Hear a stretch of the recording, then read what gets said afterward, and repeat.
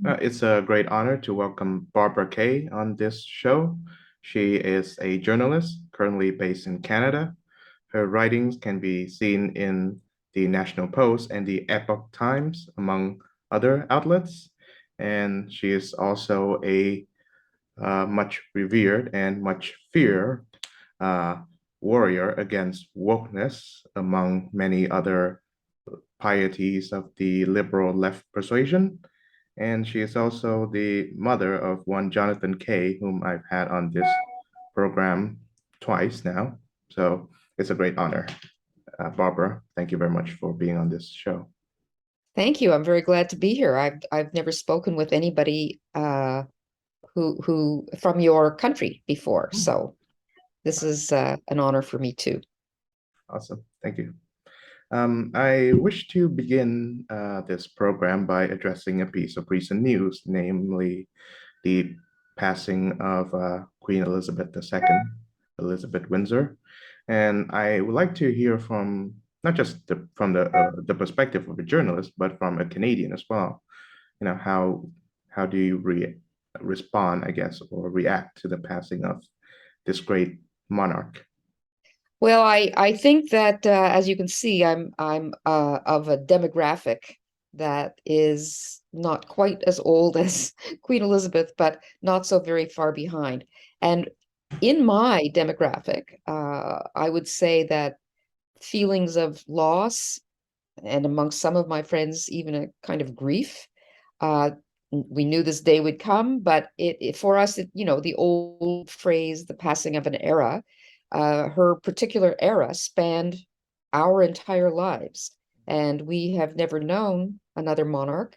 And many of us were, uh, in our youth, very kind of passionately devoted to the Queen. I have a number of friends who remember very well that when I was a teenager, was I mean, she had just it was 1952 when she succeeded her father at his death, and at that time I was 10 years old. So there was tremendous interest in my amongst school children, or girls mainly, at this young, beautiful princess becoming a queen. And of course, most girls, even today, still are, princesses fascinate them. And we certainly were. And at that time, Canada and the United Kingdom, were very tight. There was uh, great pride in being part of the Commonwealth, being part of this long tradition. Our head of state, Queen is our head of state. And so the Republican fervor that would eventually, succeed that idea had not yet come. So there was no shame in kind of having a crush on the Queen, as I can say that I did. And my interest in the monarchy never flagged. I've always been fascinated by royal life, the doings, the ups, the downs. So yes, it was a loss. I felt a very keen sense of loss. Yes. Mhm. Yeah, I've always been troubled. I've never been much of a monarchist. But my anti-monarchist stance, I guess, has always been troubled by the fact that Queen Elizabeth, Her Royal Majesty, has been such a decent and dutiful person, and also because I love the show The Crown so much. And I'm Well, that show is actually, I think, reviving a kind of interest, a real interest in the monarchy amongst a younger demographic. I wouldn't expect a person of your age to actually feel that the monarchy is something that needs to go on and on. We live in a very Republican era, so I wouldn't expect that. However, interesting findings. For example, in Australia, just did a poll. Australia, republicanism is a very strong feeling and has been for many years. And there's a kind of Republican organized group that is waiting for the moment after Queen Elizabeth died. They felt, okay, this is the moment when even the people that were nostalgic because of Queen Elizabeth, and for the reason you cite, she was so wonderful in sense of duty and popularity. But now they'll be ready to make the big move. But the polls are showing something quite opposite. And what's really surprising is that in the 18 to 24 group, maybe from watching The Crown, um, there are more people in that group. There's a majority of them do not want to see Australia cut ties with the monarchy, which I found very surprising, Hmm. but kind of heartening. Yeah, I mean, cannot think of another person who is so universally beloved in that family, the Windsors, other than Diana, Princess of Wales. I mean, I myself, in my younger years, younger than now, used to dislike her because I thought of her as, a pretty face that represents an antiquated institution, you know, the usual. But the as I grew older and as I read more about her, I've grown to really, really admire her because one, her presence and her charm really helped modernize that antiquated institution I talk about. Well, I And think people say it's antiquated, but if you look back over her reign of 70 years, you'll find many times and places where, although it has taken a bit of time because, it's a big ship to turn around quickly, the people in the monarchy have taken a cold, hard look at what's happening in their public, and they have said, well, it looks like we have to make some changes, and they did make changes. The Queen's coronation was for the first time televised, and for a lot of people thought, oh no, you can't have, you know, anybody just watching this sacred ceremony, but it would turned out to be a very popular and a wonderful so there was that. And then as the years went by, and especially you mentioned Diana really shook up the crown, and they knew they had to make a lot of changes, but they did make a lot of changes. They've gotten more friendly to media and how to use the media. They've pared down. Right now, they're in the process of a big change. King Charles is going to pare down the monarchy. There's not endless amount of money there to support the minor royals in the style to which they used to be accustomed. So I think they're a lot more adaptive than people think they are. And probably as you get older, you're maybe getting a little more conservative in your views, which is a tendency. oh yeah. And you appreciate traditions that unify. Um, I've had so many arguments in the past with Republicans, oh, what's the monarchy's no good for anything, and they have all kinds of great arguments about why it should go. But I say, look, monarchies didn't start out from somebody arguing that it would be a good thing to have a monarchy. The monarchy, it was the most natural thing to have for just about all people. So you can't argue it away if it wasn't argued into in the first place.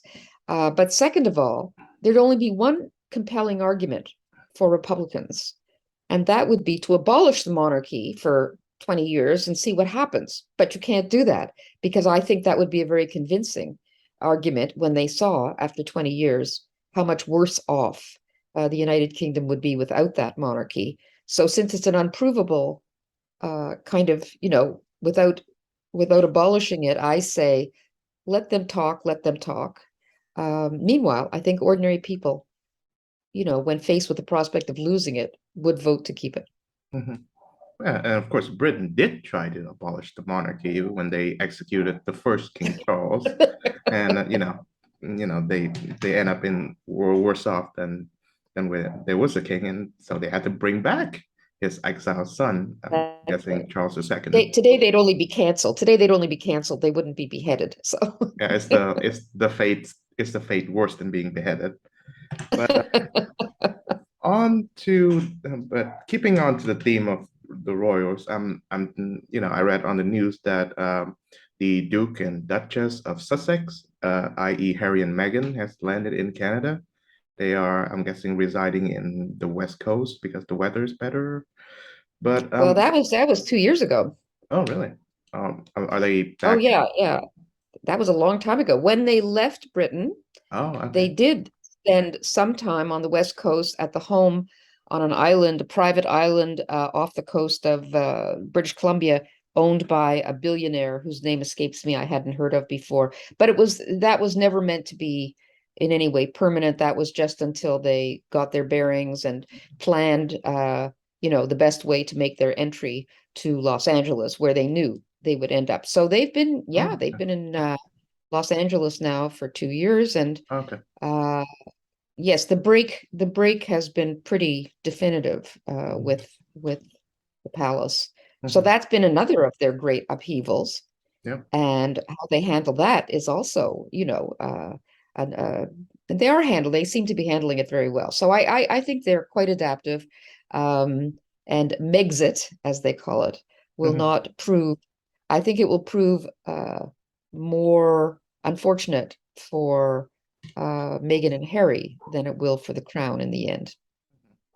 Yeah, and perhaps on perhaps Megan has been on the news recently. She has embraced the same ideas that you and I despise or held in low regard, and that being wokeness. Um, I think I'm not Yes. sure. Again, I've read it from a piece, I'm guessing by Spectator or by one of the people who wrote for Spectator, and she was comparing her marriage into the family to, I guess, Nelson Mandela when he was campaigning, against apartheid. Oh my. And again, it's it's something that I've read, but I'm pretty sure that that is something that Megan would have come up. And she seems to be cashing in on her post-royal life pretty well. And I think about how after Diana, every royal princess that is newly married into that family, the Windsors, tried to be a Diana figure, and and for the most part they failed miserably, and in the case of Meghan, very much so. So yeah, tell us about Well, Meghan. I mean, Harry has always idolized his mother. I mean, she died when he was 12 years old, and he he remembers her as a figure who was, and she was compassionate, and her, what she did for other people. And I mean, she looms very large in his psyche as a kind of angelic figure. And he sees Meghan, and he has said so several times, as how much she reminds him of Diana, and he sees her as sort of Diana's spirit come back. But I don't see Meghan at all in that spirit. I do think um, Diana was herself an aristocrat who understood very well how the monarchy worked, and she never disparaged the Queen. She never disparaged the royal family in general. Her issues were with Charles and the the uh, the kind of mechanisms of monarchy that are traditional and old-fashioned, and and with the media she had her problems, but she was not out to um, remake the monarchy in her own image. It just so happened that she attracted all this attention. She made use of it for her own personal reasons. But Meghan actually has this very American style idea that her individualism is extremely important. She doesn't get the monarchy at all, so she actually thinks that she and Harry, well, she has said it. She says, "We're going to remake the world. We're going to make a difference in the world. We're going to, she actually sees the monarchy. Not, she never saw it as a full-time occupation at all, and she saw it as a stepping stone. I mean, most of the women who have married into the monarchy see their marriage as kind of the apex of and a triumph. She saw she saw her marriage as okay, now I'm on a new platform. She saw the monarchy as a platform for her to deliver her message, to the world, and it was about her. This is something new, and I think the entire royal family just, uh, they lost patience very quickly with someone who really either wasn't aware or pretended not to be aware of what it meant to be a royal. And so they're out, and a lot of people in Britain are feeling like it's good riddance. Mhm. Yeah, I think so too. But of course, going on to the topic of wokeness, which I think I've studied in Canada for 4 years, and I've seen it, in almost all of its Oh, manifestations. where did you go? Where did you go? Was it university? Did you go to Yeah, a university here? university in Peterborough, Trent. Ah, okay. Oh, that's a very woke university. Yeah, It you tell was it me. was many years ago. I remember gosh, I remember I would say 25 or 30 years ago. I remember it being on the gender scene extremely, like with the Oh. feminists were very, oh yeah, it was very, very gender woke even then. Yes. Mhm. Yeah, so I guess as I've indicated in our email, I've come to be a bit skeptical about the comparison between wokeism and Marxism.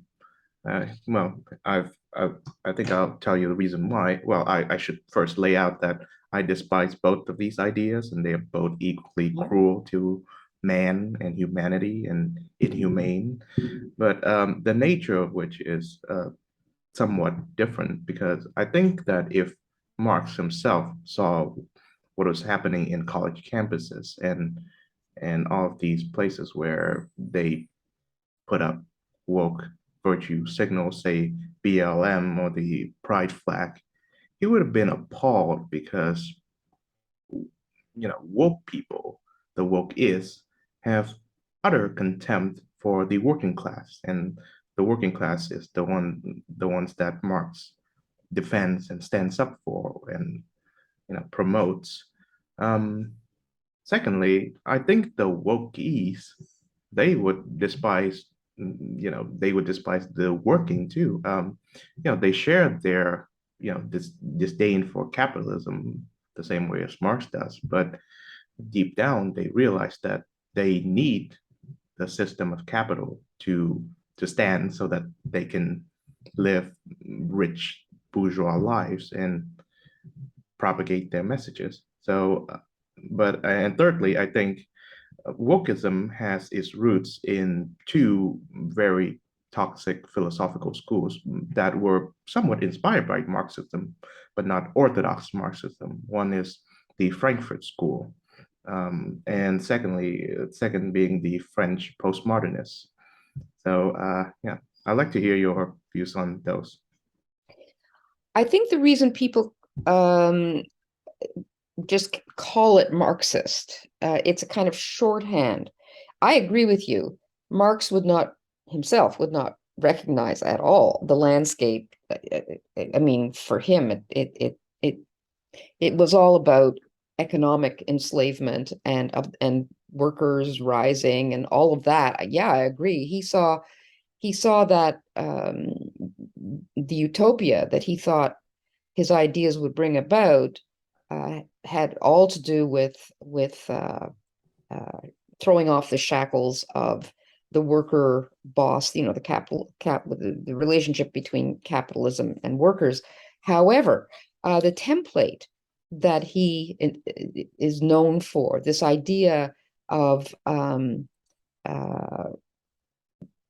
the binary of there's the oppressed and the oppressors, and you're either in one side or the other, and this very, very sort of radical insistence on power and the power struggle as being the only thing in life, uh, and that you had to choose your side, and you had to, so if you weren't on the side of the oppressed, then it was okay to, you were standing in the way of utopia, and so it was okay to uh, do whatever had to be done with you, you know, and also this idea of essentialism, that if you were of the bourgeoisie or if you were of you you you had to be kind of eradicated because you were standing in the way.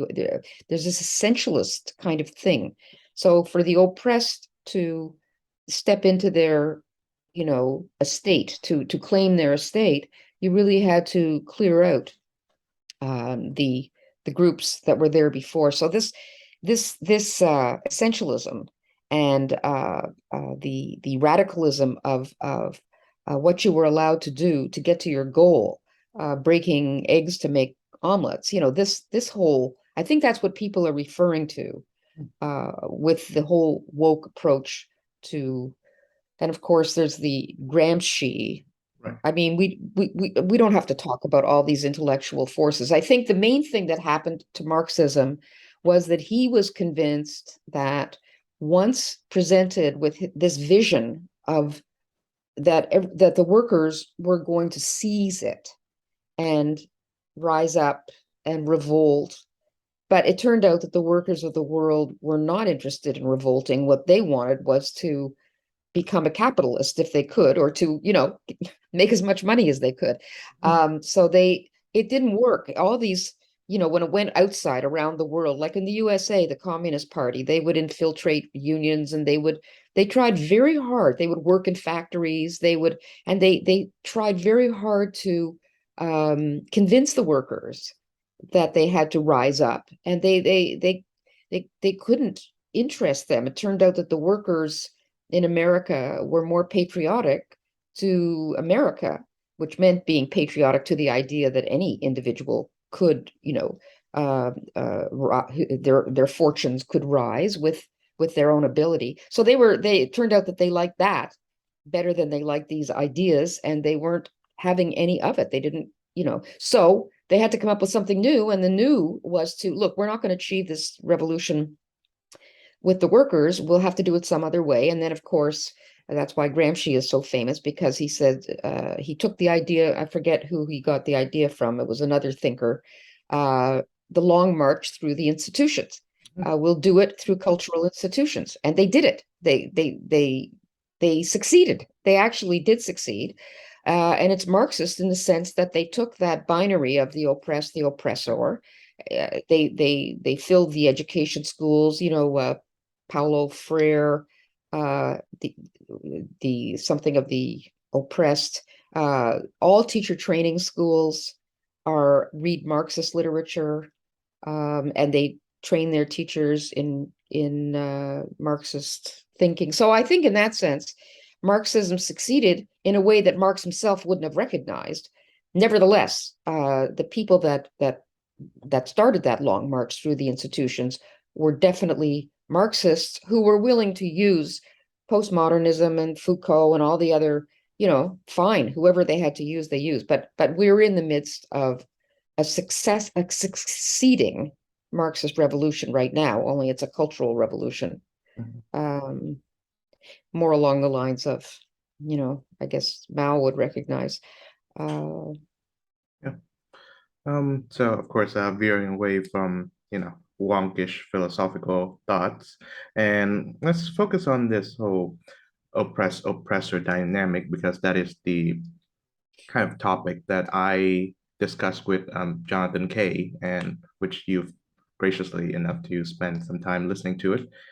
We were discussing his critique of the journalistic debacle that is, the story of these indigenous mass graves allegedly being found in BC. And the way I see it, there are two, issues that overlay on top of each other, and one being the misconduct and the malpractice that journalists, especially those in the New York Times, have handled this story, and two, the reconciliation complex that your country, Canada, is experiencing right now. I remember distinctively in my first lecture in, my class at Trent, where they would start lecture number one by doing this thing called a land acknowledgement. They would say, Yes. Trent University was built on the ancient lands of so and so indigenous nation or tribe, and it was in treaty so and so that, the land was given to build this school. I understand that this has become all too common in university halls everywhere and even workplaces. And so, Everywhere. Arts, if you go to the theater, it starts with an acknowledgement. In fact, I can't think of a single institution in which it is not the default opening of an event. mhm. Yeah, and I'd like to hear from your perspective regarding this reconciliation complex. I think that yes, the Canadian history should reflect that, that period where Canadians of European descent would mistreat its native population and all that. But the the land acknowledgement, among with other schemes in this reconciliation complex, does nothing to improve the lives of living indigenous descendants, and their only purpose, it seems, is to salve the consciences of, I guess, guilty white liberals, and that's the plainest way to put it. Yeah. Well, yes, I think you have identified the uh, what's behind these land acknowledgements. I mean, I find them excruciatingly embarrassing because if I were, if you're acknowledging that the land used to be theirs and you're openly saying we're standing on it, then give it back. I mean, either give it back or shut up. Like it's you're neither doing one nor the other. And so you're right. Nobody's benefiting from this. It's virtue signaling, and it's a way of saying, um, I'm a white person, and I'm therefore guilty. This is a very unhealthy and divisive way for a society to achieve reconciliation. That is not what I would consider a gesture of reconciliation, but one of ongoing, you know, self-abasement. That's not constructive. That's destructive. So, but everybody like most of the journalists in Canada won't go near this subject. As John told you, it's become these are holy people. As it happens, I'm in a kind of chat forum with the top researchers in Canada on this issue. I mean, these are amazing researchers, and they are not guided by wokeism or anything else, but the search for truth. And from day one with this Graves thing, they were on it and they were researching, and they sent everything everything they learned. They sent to every journalist in Canada. There is no excuse why none of it ever got published. They published some of their own findings, but there isn't a journalist in Canada. Uh, the original Graves story was from Kamloops in British Columbia. Mhm. Uh, the that land has been surveyed by uh, um, is he a geologist or whatever? Anyways, the likelihood is, and there are all kinds of evidence put forward for this. The likelihood is that what the ground penetrating radar that this anthropologist said was likely to be graves is more likely to have been septic tanks or all kinds of other work that went on in those grounds over the past 150 years. And there's all kinds of photographs and maps and charts and everything else that have been that research has brought forward. And every journalist in Canada has this information, and nobody has mentioned it. So the likelihood of there being graves, let alone Indigenous children's graves, is extremely slim. And yet nobody is asking for excavation, which you would think if there were illicitly buried or illicitly, if these lives ended in some way that we needed to know whether there was some kind of criminal activity going on, you would think that you would want to know more about what's under the surface of that ground. But really, the grave story, it's not finished yet because there's been a lot more silence from other journalists now that they're a little embarrassed to bring it up. but nobody is actually pushing forward, except the National Post had a wonderful, Terry Glavin wrote a great piece Mhm. um, that's suggested a lot of the stuff I'm talking about now, but it sort of died. It other papers didn't pick it up, other publications. It's a there's a kind of omerta. You're just not allowed to, you're not allowed to say all these oral histories are nothing but oral histories. So we would like to corroborate these histories with, we'd like to know more with evidence. You're just not allowed to say that. You have to just say, they said it, that's the truth. That's their truth, and so shut up. Yeah, yeah, of course, that brings us to the second issue with this whole, indigenous mass graves story, I guess, or debacle, and that is, the broken journalism or mainstream journalism that is going on. And I guess both you and John can attest to it as longtime journalists. I think of this issue as journalism becoming a profession rather than a vocation. And allow me to explain, in in the old days where newspapers were local and there were national news and there were local news, if you want to be a journalist, you write for the local paper. And now, if you want to be a journalist, you go to journalism school, hoping to get a spot, writing for a big national paper, say the Toronto Star or the Globe and Mail, or in America, the New York Times. And it seems to me that because of this filtration through journalism school, future journalists or would-be journalists are inculcated with certain values and ideas that are very much associated with universities, primarily wokeness.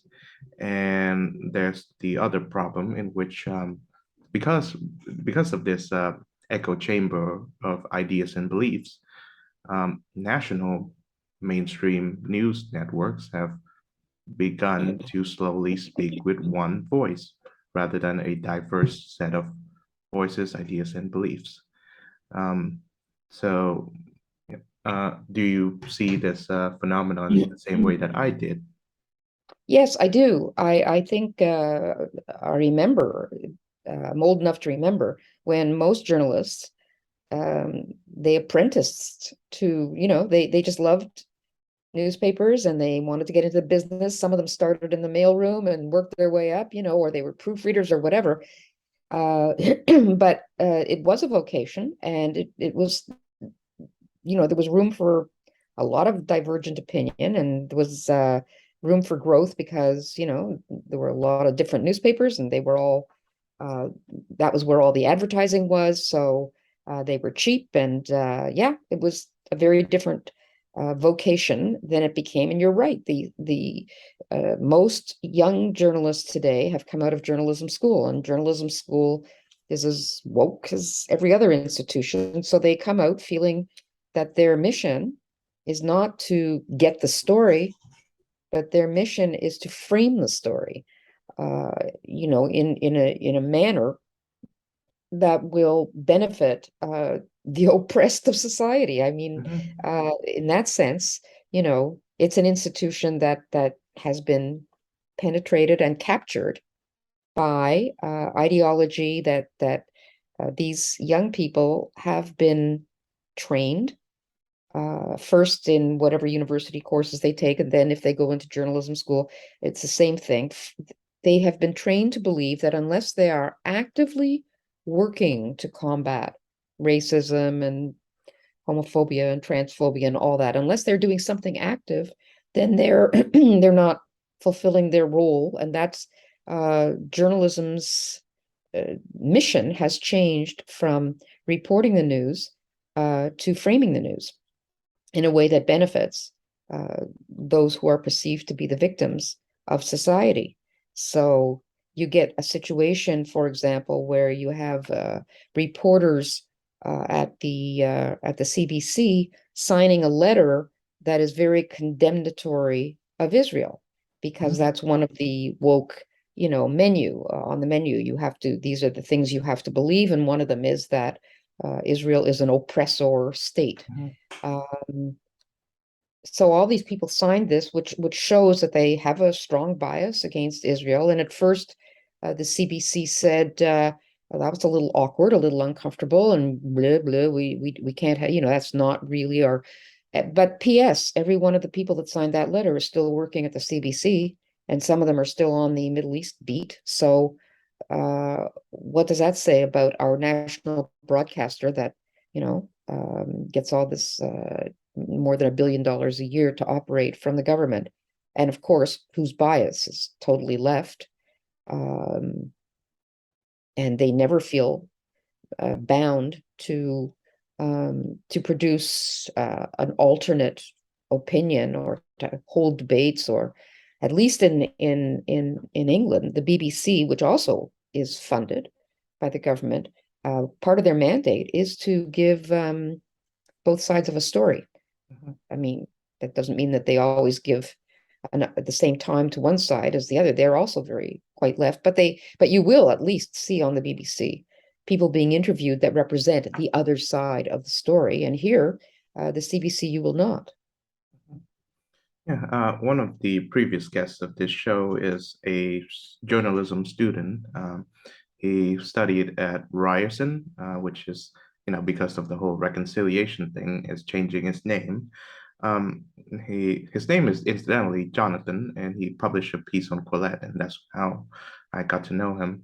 Bradley is his last name, I and wrote about I wrote about him. I wrote about oh his case. Yeah, yes, yeah, I think when I was writing for the Post Millennial, I wrote up his case. That's how I met him. He's going to be a star. He's doing very well. He's working for the Western Standard now, and so he's launched his career, and I see great success for him. He's a courageous young man, and I was very impressed with the way he handled himself during his cancellation tour. oh yeah, and he's a fellow Catholic too. So and in the Quillette piece, and as well as in his discussion with me, he Mm, relays how you know Western academia, Canadian in particular, and Western academia in general, there's this there seems to be this desire or this objective to produce or procure future activists rather than, I guess, people who are actually competent at doing whatever it is that they were taught to do so. And um, you know, how how do you explain this phenomenon? well, it seems to me very much in line with all the other captured institutions that um, I mean, the ideology is you must be on the right side of history. If you believe something that, say, a Catholic believes, then you're on the wrong side of history. And you have not only that, but you have a false consciousness, which harms, which is harmful, which is a form of violence. You're thinking, if you voice your beliefs, not only are they wrong and terrible, they are a form of violence to people who are part of a victim identity. And so your actual if you write or speak or on social media, if you say anything that isn't part of the prescribed list of opinions that you need to have, you're actually a bit of, an enemy of the state. It's there was a professor that I used to admire his writing. He died. He was from Australia, but he was a professor of psychology at the University of Toronto, and Mhm. he wrote his writings that I'm remembering are from the 80s and 90s, and he wrote a wonderful essay in which he defined the present state of uh, campus repression of thought on campus. And that was in the days when it was on campus and it wasn't out in the world yet. And he called it velvet totalitarianism. He was from Hungary. His name was Professor John Furedy, and he had lived through, you know, the real thing in Europe.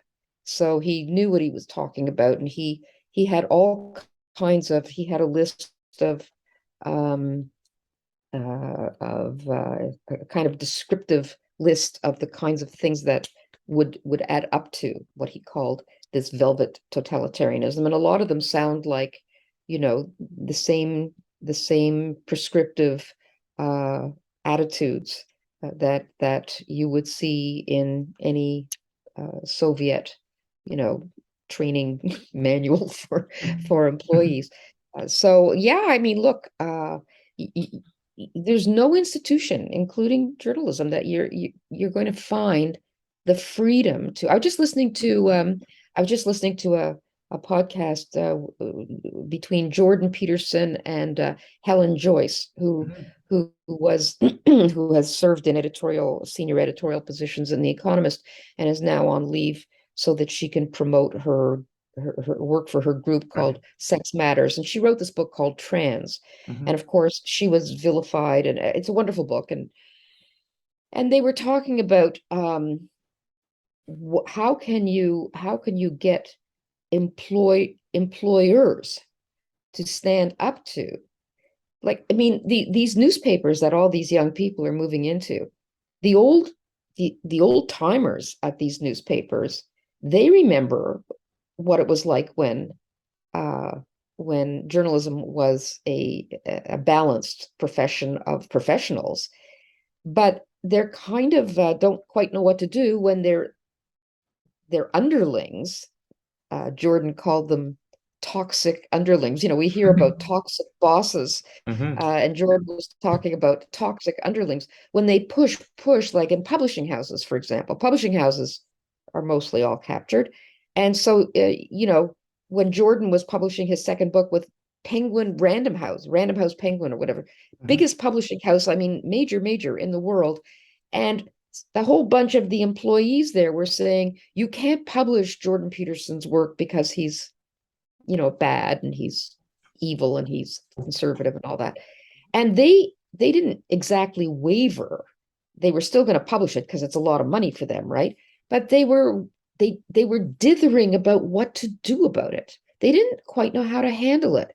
And Jordan was saying, it's very simple. Tell them your mission is we publish what we consider good stuff. And if you don't like it, you're fired. Like, it's that simple. And he says, you fire a bunch of these people and you won't have that problem in your organization again. And the reason that came up was because Helen Joyce was saying to him, I have been lucky in my employer because, you at the University of Toronto, you eventually had to leave because they wouldn't stand behind you. But the Economist stood behind me, and they just said, uh, we have total faith in our employee. She believes what she believes, she says what she says, and there's nothing evil about it, and so we stand behind her. She said, so they couldn't get to me through my employer, but she said, but that was the end of it. Once these people see that your employer is not going to back down. So so it's surprising to me that huge outfits like the New York Times would be they would simply capitulate totally to their own younger staff and say, well, what can we do to make you feel at home here? And basically, oh, you want this editor fired because you didn't like his headline that he wrote? Okay, he's fired. This one's gone. Oh, uh, you want to have the right to uh, persecute one of our star columnists or editorialists, Barry Weiss, because she holds Zionist, views. Well, we won't interfere. We won't interfere. So of course she famously left the New York Times a Mhm. couple of years ago and started her own Substack, and now she's doing wildly better than she ever did in terms of making money.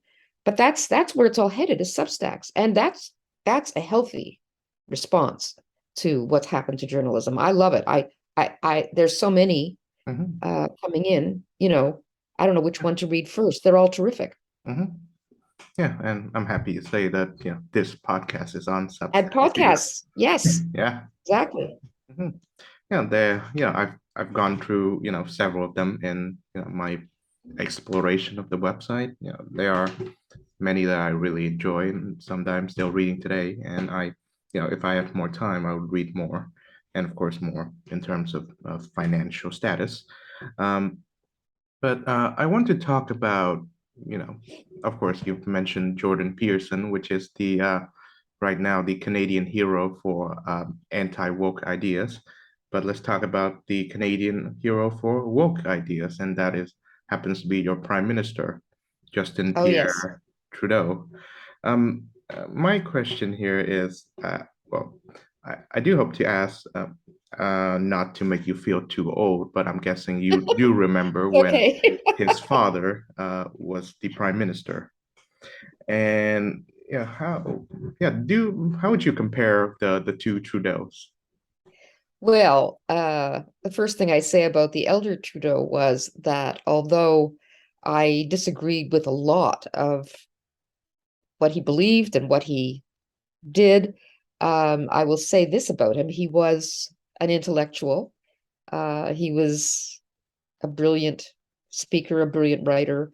Um, so you had to respect the fact that if he said he believed something, then he had some intellectual reason behind it. He was also extremely courageous during the referendum, during the separation, when it was at its separation fever, and during the horrible crisis in 1970 when violence erupted in Montreal as a result of a Marxist group that was, the struggle for liberation of the Fédération pour la FLQ, Libération right? de Yeah. Québec. Yeah. So, but he was extremely brave in standing up to. He had principles. He did have principles. I didn't agree with all his principles, and a lot of people hated him for he was not very swift on the he knew nothing about economics, so that was too bad. So he made a lot, no, he made a lot of mistakes, and he alienated the West. And I don't want to do a whole analysis of, I'm not capable of it anyways, of his reign, but he was a fascinating man, and a man of let's just say he had both intellect and courage. And his son has very little intellect. Well, you couldn't even call it intellect. He has instincts um, and tendencies. He does not have what you would call an intellect, and he has no courage. So no personal courage, and he's also extremely narcissistic, which Pierre Trudeau was not. He was not narcissistic at all. He was extremely interested in the world. His worldview was not one. I mean, he traveled all over the world and took the wrong messages. I think he was, a socialist and enamored of the wrong places. But if you looked at his bookshelf, I'm sure you would have seen, um, uh, uh, you know, rows and rows of books that were ideas based. Uh, that's so there's a chasm between them that is unbridgeable. And Trudeau he's a hollow man. He's empty. Part of it, you have to. He had a tough upbringing, but that doesn't excuse 7 years of divisive. This country was not. It might not have been the most unified country in 2015, but it's become more, um, steadily more divided. Rancor, very high degree of rancor on both sides. And he has promoted a wokist agenda in every, environment, gender, name it, the whole list, except I have to say, he is not anti-Zionist. So thank goodness for that. Um, Not that, I mean, he's not interested much in foreign affairs altogether. He knows very little about any foreign affairs. It's very superficial, his knowledge, because he's really not interested. He's really interested in maintaining power and promoting his own. He's a virtue signal. He's the biggest, and the Indigenous file, of course, is his big. His father believed that the Indigenous people would be much better off if they totally integrated. They gave up the reservation system, and I mean the reserve system, and totally integrated and became full Canadians. I still think that probably would have been the right way to go, but the mood was against him, and he abandoned that. But he actually had a white paper written on it, and so that took courage at that time to do. And of course, his son is the opposite. Uh, he is purposefully pursuing a line of we're all genocidaires here in Canada, and genocide. This promoting this line that these poor, it was what we did. Canadians did nothing. This was government policies. There was a Department of Indian Affairs. Everything that ever happened to and with and Indigenous peoples has, unlike slavery, it has not been a system in which the people of Canada have participated at all, or onlookers or non-lookers on the whole history of Indigenous life, because it was always between the government and their representatives.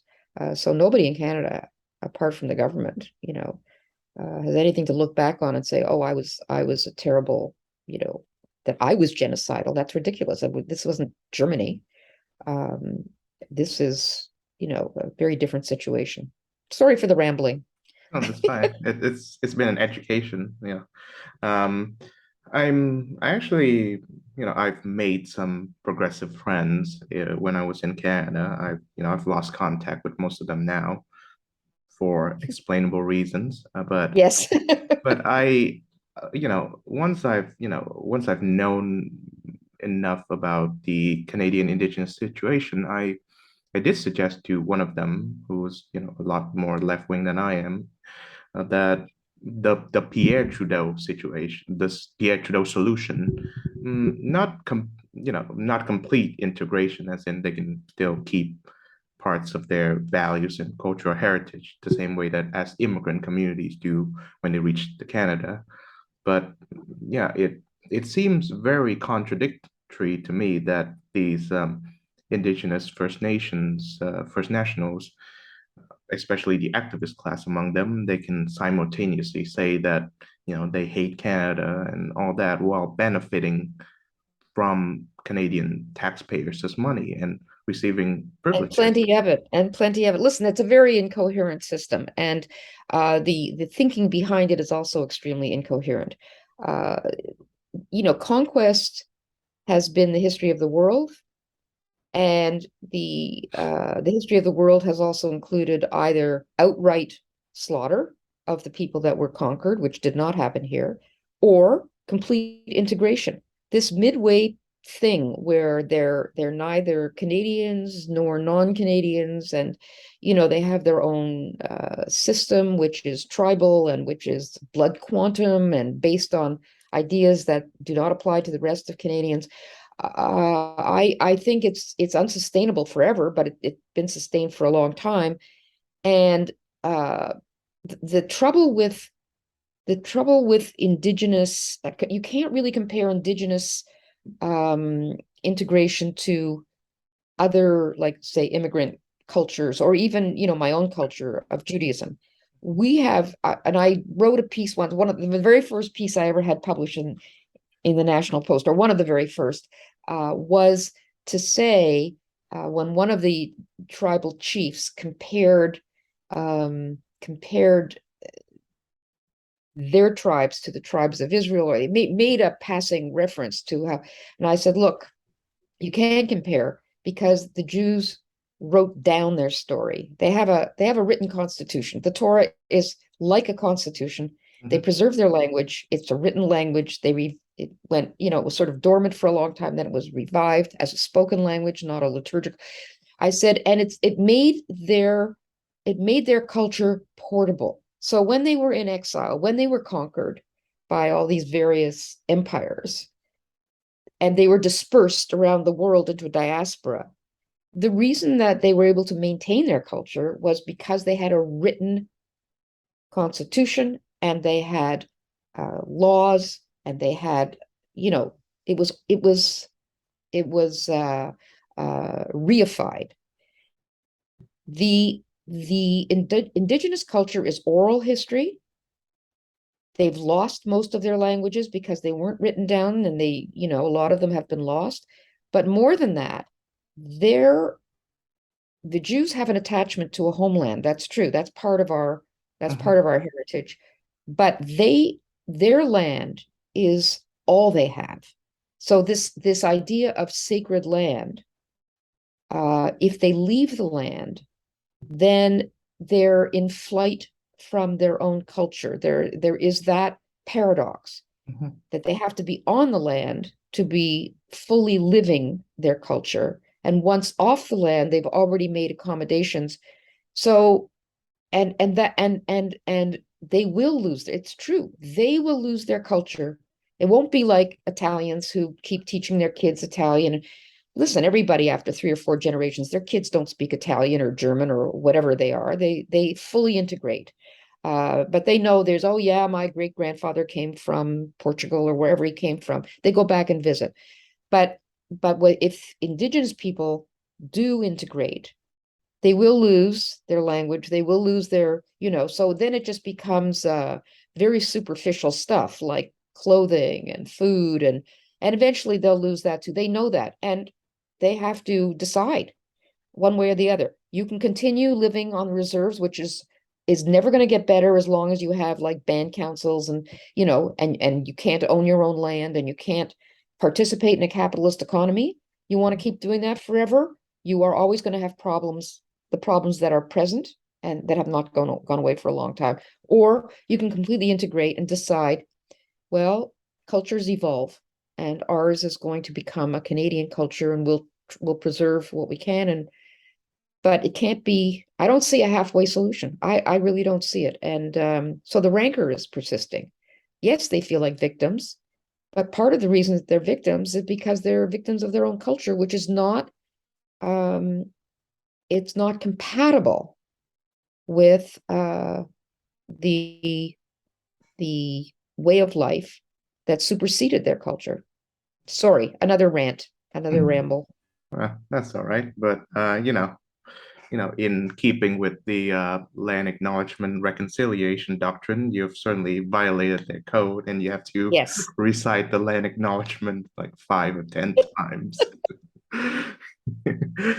But going back to Justin Trudeau a bit, it staggers me. It beggars belief, with all of the scandals that has defaced him.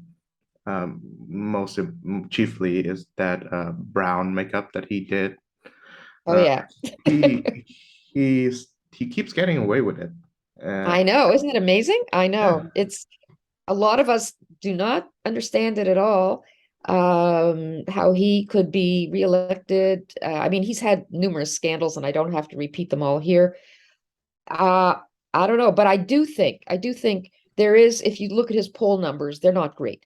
And one very good thing just happened a couple of days ago, and that is that the Conservative Party finally, after 3, 4, I mean, they've had a string of ineffectual yeah, new leaders, and yeah, they finally elected a leader who was elected on the first ballot with, like, I think something like 68% of members voting for him, who's a real dynamo, who yeah. holds Uh, the right, and he's great in Parliament. He's great in he's been a terrific debater. He's been terrific at you know, I think this guy yeah. leading the party has a shot in the next election, which unfortunately won't come for another 2 or 3 years because Trudeau very cannily, arranged to join forces with The the NDP. NDP, so that, yeah, so it's a farce government in a way, but it means that there can't be a vote of no confidence that will pass. So he's hanging in by his fingernails to a certain extent. I do believe he will lose the next election, and it can't come too soon for me.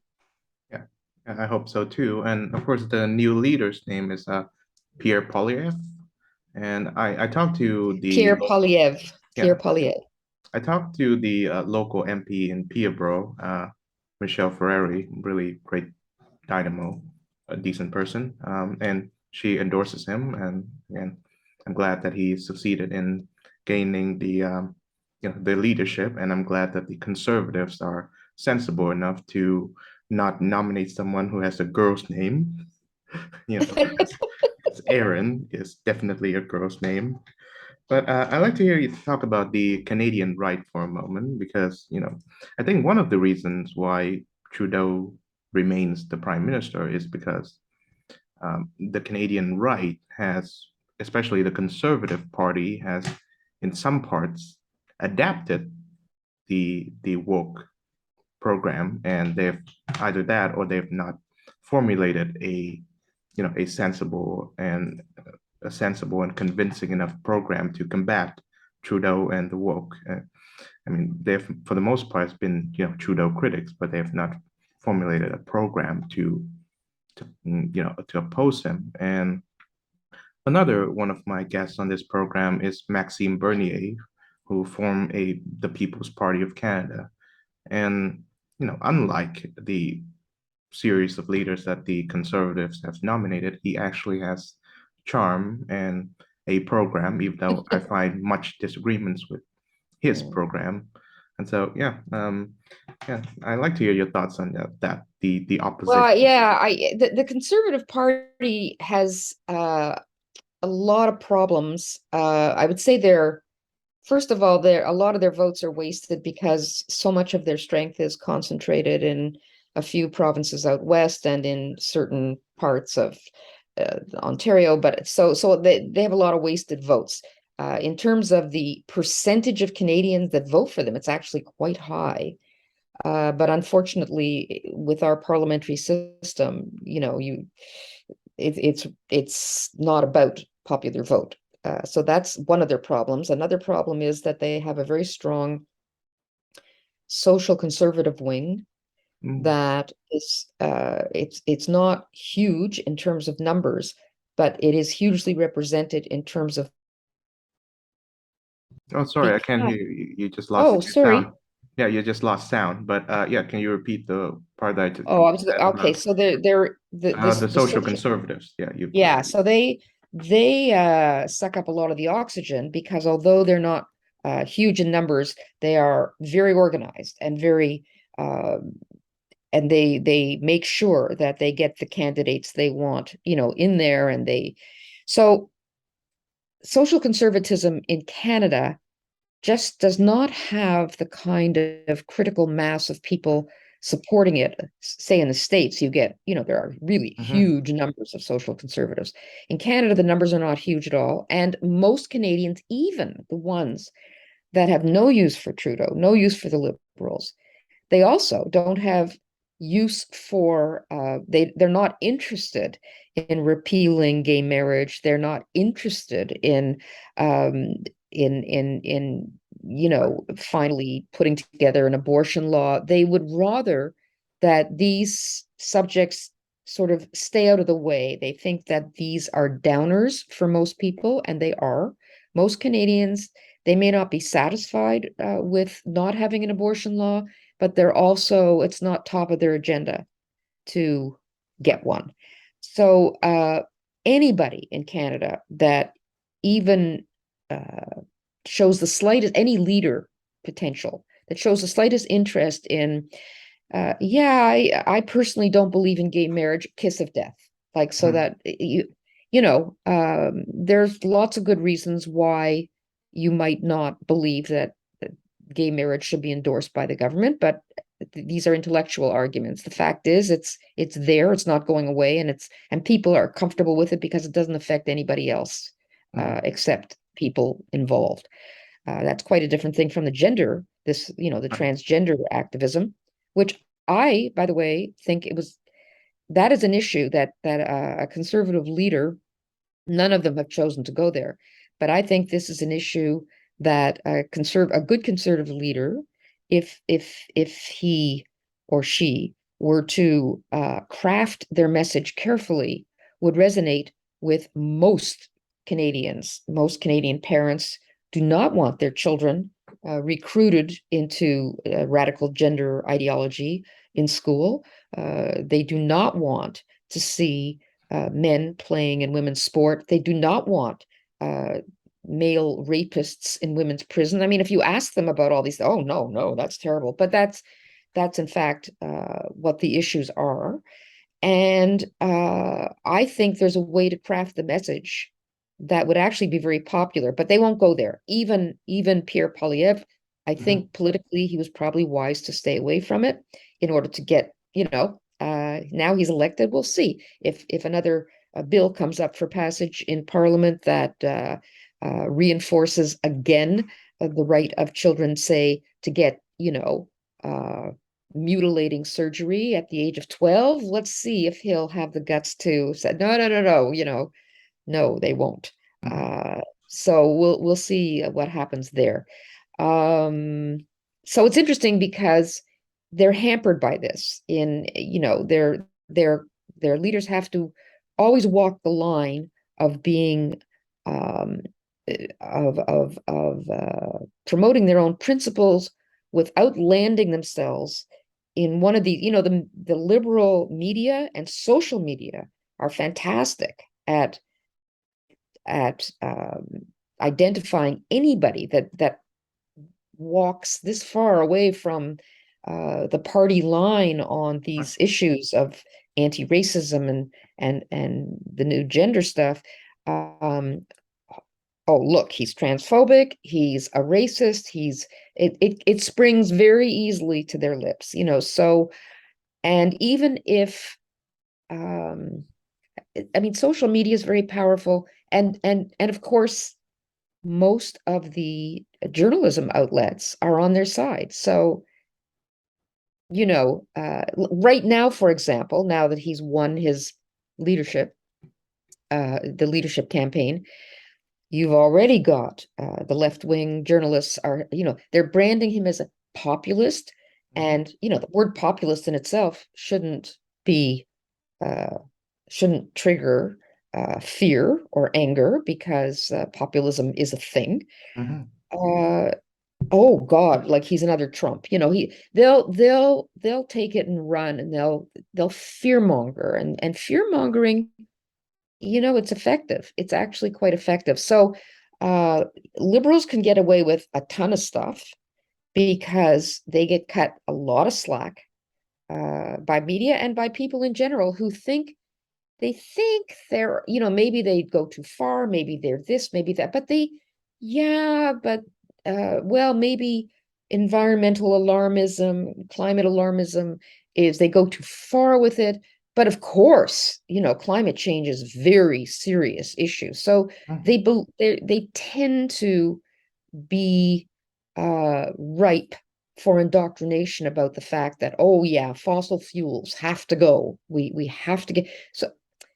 A lot of this is superficial because very few people actually do their own research on this kind of thing. But when you're faced with 90% of the media saying, we're all going to fry in 10 years if something isn't done about fossil fuels, then you kind of, by osmosis, you've already taken it in that liberals care about this and conservatives not so much. So they've got a really tough row to hoe to present themselves as rational and reasonable people that are not, where we don't want to burn up the world, and we don't want this and we don't want that. So they have a very tough battle ahead. And it's interesting, in Quebec, there are no social conservatives. So a conservative party in Quebec, which is actually they're having an election October 3rd. And I'm quite interested in the boost they've gotten against the incumbent government, which has a pretty solid majority. But the Conservative Party there can talk only about the economy and taxes and other issues. They don't have to talk about um, abortion or gay marriage or any of that. In fact, their leader is openly gay and it's just not an issue. So Quebec, as usual, goes its own way. Sorry, rambling again. Now, in regards to the slight technical malfunction, I would like to add Barbara's case home audio system to the long list of entities which are trying to silence Barbara Kay. So, I hope you feel very proud of that. But final question, what advice do you have to young people who are pursuing your profession, particularly those who are in the same circumstance as Jonathan Bradley, who has heterodox views and who are appalled by the orthodoxy of, mainstream journalism today? Well, I suppose, I mean, I can't really tell them not to go to journalism school because in journalism school, you at least do learn how to do, you learn a lot of technical stuff. You learn, audio visual. I mean, it's not all just learning about, how to get a story. It's also learning media, technology. And that's something that I'm on a need to know basis with my computer and, all that. But anybody who's a serious journalist today really has to know much more about technology than we had to in the past. So they're going to, probably have to go to journalism school, and they're just going to have to keep a low profile on their views or find ways to promote their views and to, I think Jonathan actually was very canny. He never wrote about his own principles or that was never a part of his oeuvre. He wrote reporting. He reported things. Mhm. So they had to get him on something he said on Facebook or something. Right. I think you have to form groups with you have to get together with other people who think the same as you, and put out your own little Substack or your own little newspaper or your own little. You have to counter, and maybe you have to do it the legal route, the way Jonathan did and won his case. But honestly, I don't see how this can go much further without a lot more legal pushback by people like Jonathan who are setting precedents. So I think there's probably going to be more of that, and maybe backing away from this extreme radicalism simply because the university is going to see it isn't worth it if they're going to have to do payouts. But honestly, I'm not one to give advice particularly because I'm not very good at predictions. All I can say is that if you want to be a journalist and you want to be a good journalist and you do not want to be a woke journalist, your road is going to be a little more difficult. However, you should know there's many, many, many more outlets willing to take your copy. These online, places like Quillette and places like all these Substacks are looking for people to write for them. You won't make money at it to begin with, but you'll get your name out there, and eventually you'll find your way. You will, or look for another line of work where it's less stressful. But you should know you're going to have a lot of stress. But if you're a warrior, the good kind, you should welcome it and get involved. We need young journalists who think like you do, Chung. Thank you very much. And of course, that is Barbara Kay, an inspiration to journalists everywhere, including, I hope, her son, Jonathan Kay. I thank you very much for being on this program. This has been a wildly enjoyable conversation, Oh, and I hope you take care of yourself, and I wish you the best of luck with your future thank work and life. thank you. I've enjoyed myself very much, and thanks for indulging me in my lengthy ramble. Okay. Awesome.